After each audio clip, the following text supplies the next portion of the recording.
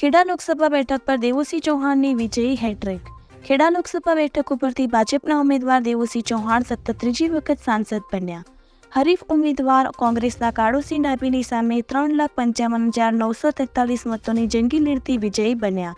મતગણતરી ખાતે ઉપસ્થિત આગેવાનો તથા કાર્યકરોએ વિજયી બનનાર દેવુસિંહ ચૌહાણને શુભેચ્છાઓ આપી।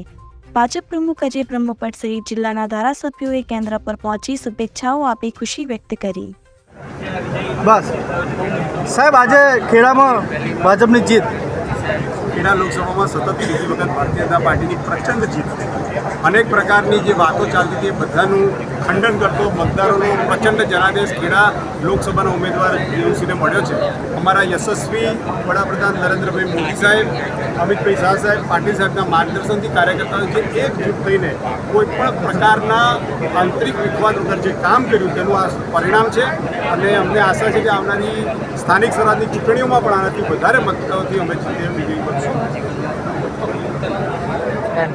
ખેડા લોકસભાની 2024ની ચૂંટણીની ભવ્ય જીતમાં ભાજપના આગેવાનોની હાજરીમાં ખાસ દેવુસિંહ ચૌહાણે જણાવ્યું કે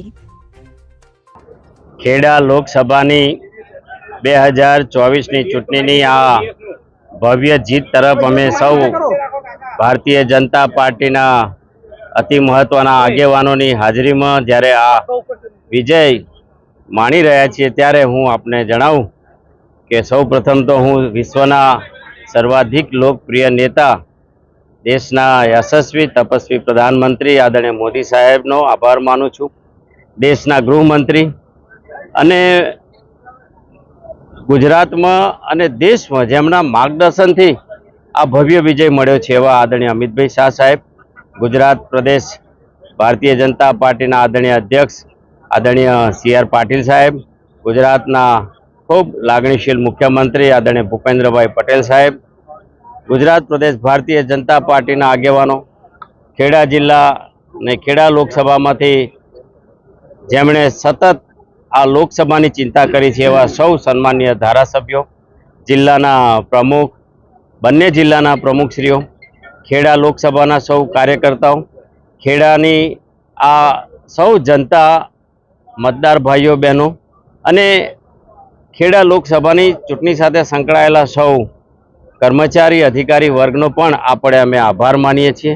અને આપ જે આ પરિણામ જોઈ રહ્યા છો એના પાયામાં દેશના યશસ્વી પ્રધાનમંત્રી આદરણીય મોદી સાહેબ પ્રત્યે દેશની જનતાની, ખેડાની જનતાનો વિશ્વાસ, વિકાસ અને જે વિરાસત સાથે, પરંપરા સાથે એક પ્રકારે દેશનો અને ગુજરાતનો અને ખેડા જિલ્લાનો જે વિકાસ થયો છે એના માટે ખેડાની જનતાએ આશીર્વાદ આપી રહી છે।